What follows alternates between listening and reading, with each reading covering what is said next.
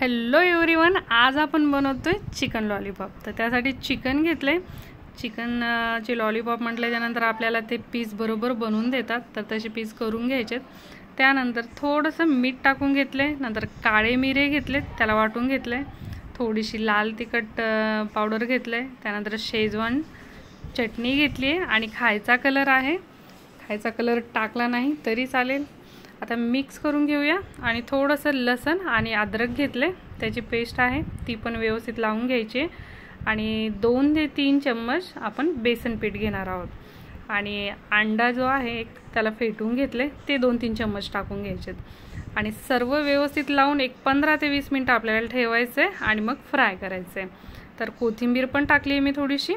तेल छानपैकी गरम झाले बघा, एकदम कडकडीत। आता त्यामध्ये टाकून घेऊयात पीस आणि जोपर्यंत त्याचा आवाज येतो तोपर्यंत चांगलं असं कडक मस्त तळून घ्यायचं। तर बघू शकता तुम्ही एकदम भारी असे चिकन लॉलीपॉप आपले रेडी झालेले आहेत।